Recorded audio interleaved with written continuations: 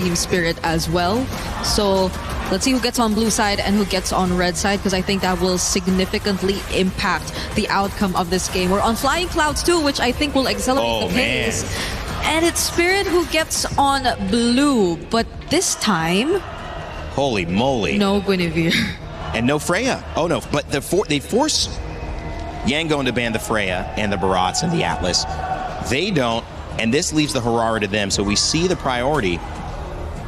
Yeah, and I feel like the Gwyn is honestly a good ban because, like I said, the distance itself is already the problem, right? Arlen needs to get close, and then he can come in. But yeah, that Gwyn is too much. But isn't this the same problem that YG will have to face? Aren't they forced to pick up the Paquito here? No, I don't think so. Okay. I feel like.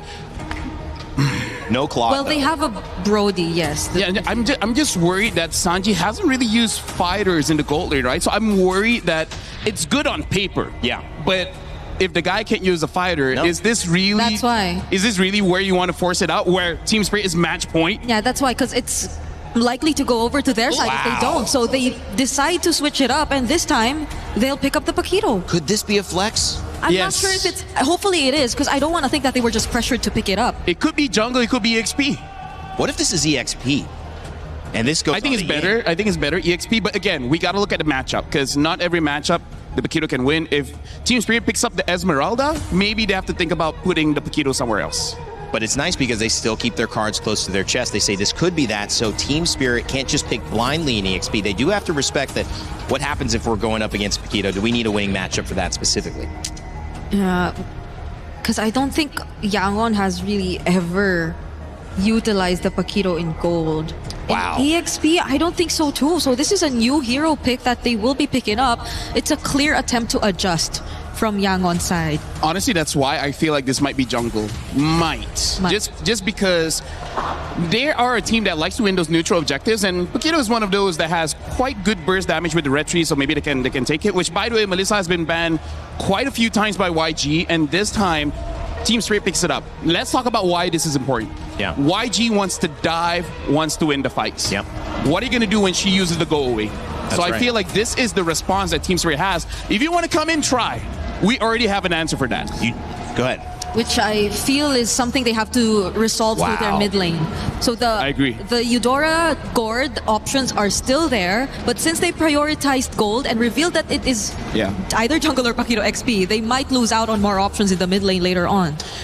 They keep their EXP open though, and that you know, and again, Paquito can still flex. We know that we still have the Claude going in, so he's not going gold, but they are still focusing on trying to see if they can get Ying an advantage. And even though Esmeralda is out, and that's a great EXP lane, with the Eudora ban, it seems like they're also focusing on limiting the options that Sunset Lover can play. Which I thought is something they would rather pick. The other options, I would say there's three, because I feel like you need long range to do with this Melissa, right? You want to cast Merca? I mean, like, Arlet ban. You can try. The Farsa. The Farsa has enough damage. The problem is Melissa can get into range. So that's something that you got to consider. Eve also has the range, which kind of, you know, not so great going up against Esmeralda. No, yeah. And then the last one is Zetienne, where Zetienne is pretty okay, especially if they want a lot of team fight. The problem is she takes a while. And I don't think it's the other one is Selena, but that one... Yeah, both of them. I'm sure they have good Selena, so why not? Yeah.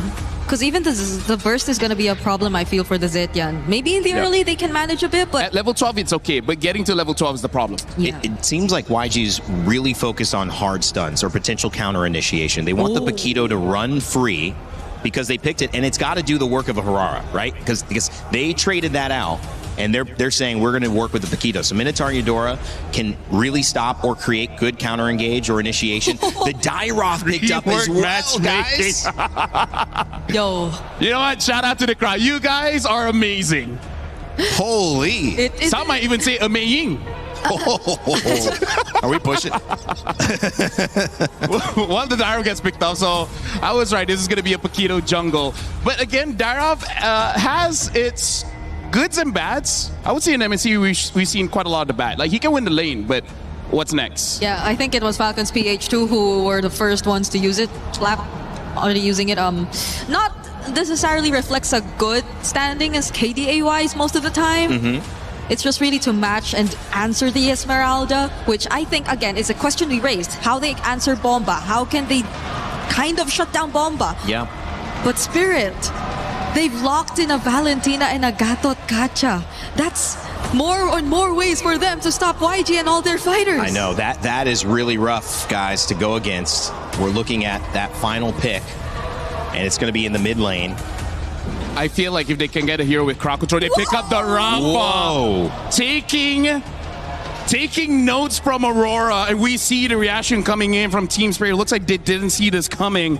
And I like this pick because the Dyrov can shred armor. So it doesn't matter the armor that you have. The Claude and the Paquito will be able to do enough damage. This Rafa giving that sustain. Whoa. This is a very interesting draft, and I can see it working. Well, YG just bet $500,000 on it, because that's what's at stake here. $1 million goes to Team Spirit. Cold Star happy again with the draft.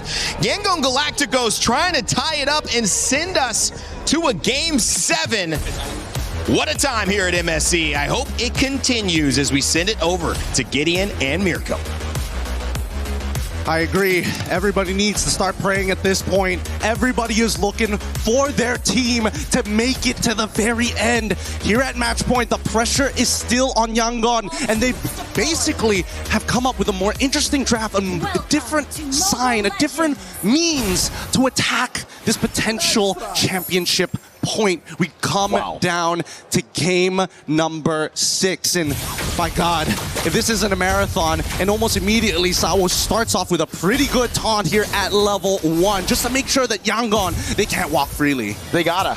YG, their main win condition is playing through these fighters and just going all in with the healing, trying to out-sustain Team Spirit, so they gotta try to establish some lane dominance at the start of the game. Yeah, not to mention that we're also getting Pull Yourself Togethers from Sunset Lover as well. He wants to make super plays of his own, either stealing away some pretty good ults, but most likely going to be that Wrath of the Dryads. First invasion here, it's going to be a little difficult. Han is on level 4, but still has plenty of damage, and Sawo zones him away. Ooh, Sawo with the red tree, able to pick it up. Han trying to deal a little bit more damage, but it only lands on Sawo, so that ends up just being a win straight up for Spirit. And maybe this could be the answer that they were looking for, right? Sanjin as well as Hiko, it's still going to be a little tough between the two at the bare minimum. Both going for Quantum Charge here. Down by, oh, hold on, first blood achieved. Oh, maybe, oh, Blink gets out of there. Clutch flicker from Blink to get away, to evade from a possible first blood, to send Team Spirit into that spiral of Snowball. Man, this game has got me, even me, antsy. I don't know when the next big play is going to come, but at least we know. Uh-oh, Kaiser in a mid lane. Oh my God, it's gonna be the regen, the last hit, the flicker out. No way! No way. How? He managed, he's got like no HP. He's literally at 1. You don't even see the green in his health bar anymore. As now they attack the bottom side, they got the Purify out of Kid Bomba. This upcoming turtle is going to be highly contestable, but Ying needs to dominate. He needs to show control over this lane and make sure that they have first position. Whoa, Sawo or what? Face check in the bush against a Dyrod, gets insta-bursted down. Now it's Sawo with Revitalize, able to get the taunt as well, but the rest of the team comes around, and Ying gets a double. The damage is good. Wrath of the Dryads is already out, but they have to back away from this. This is an unwinnable position for Team Spirit, and Yangon take the very first turtle of the game. Big taunt, Sunset Lover as well with the face check. Team Spirit getting a bit too impatient with these openings. Is it impatient or was it necessary? I don't know. It's a tough call here because now they're going once again attacking onto Kid Bomba's side, and I think it's just a little bit of disrespect coming in from Sawo. Wasn't really expecting to get knocked up out of his taunt by Han, but at the end of the day, it happens, but it's not the end of the world. The lead is still very minute. We haven't gotten to the dangerous 2K territory, but we're basically a quarter to halfway there. With 10 more seconds left on the clock before that orange buff alongside with a Lethal Wanderer. Let's see how TS is going to play, because again, at this stage, you might as well invade that top side, steal away one green camp, probably omit the next objective, and try to set up to get Sanji's Purify. Oh, they're trying to corral over Han.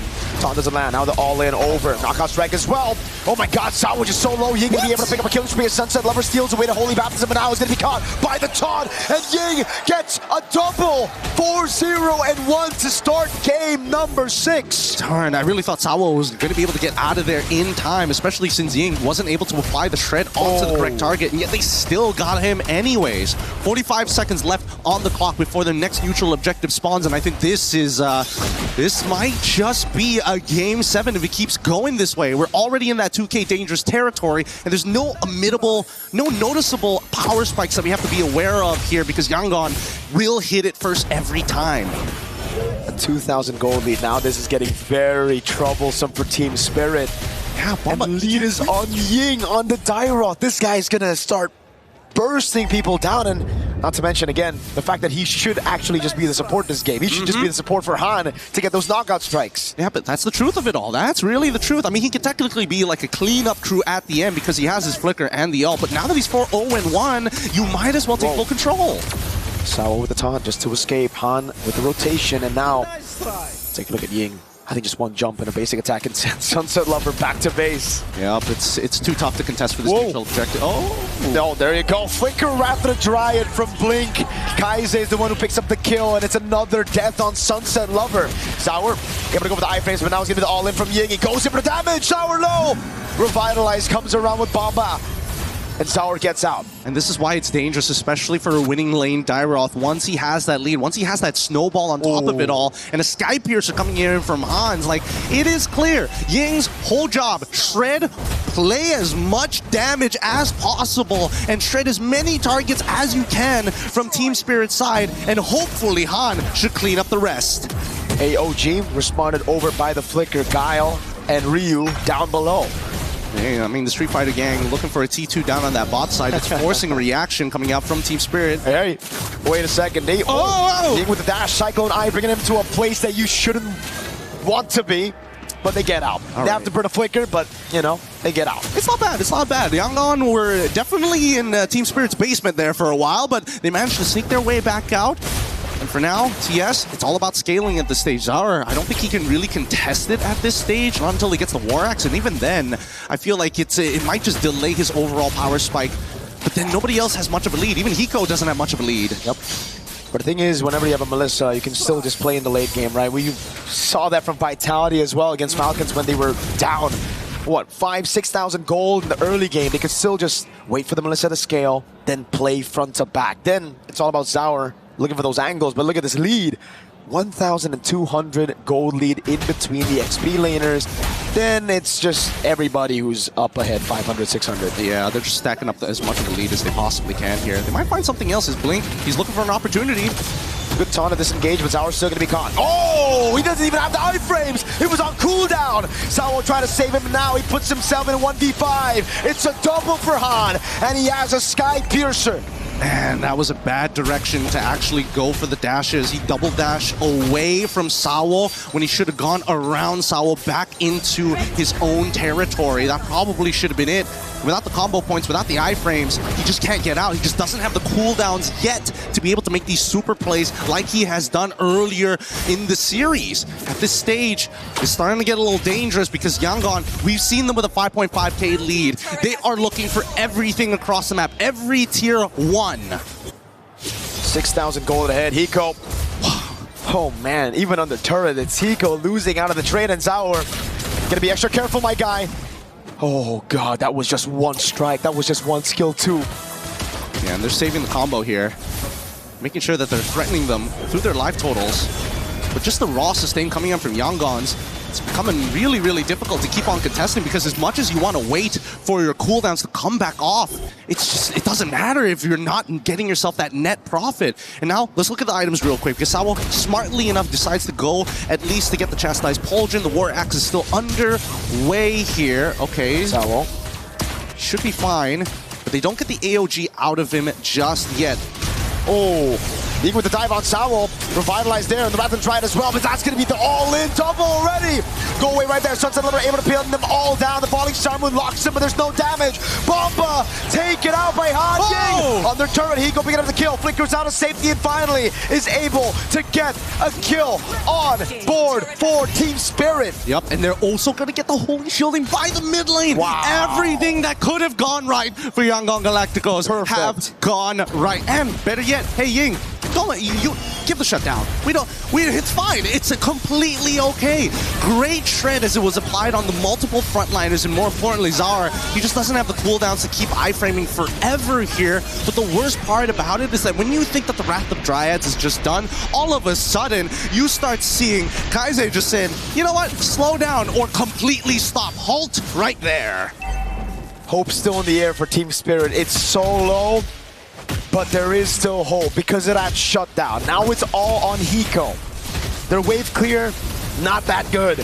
So they're gonna have to sacrifice a few more structures as YG secure the Lord for free. As YG have 40 stacks on Han Skypiercer. Yep, he's so huge right now. This is going to be the strongest point for him in this game. It's only going to get worse for the side of TS. They need to drag this out for another 4 more minutes to get Zara back into position. And I think more importantly for Hiko to finish off his items. 50 stacks already, Malefic Roar already purchased, and a War Axe currently underway.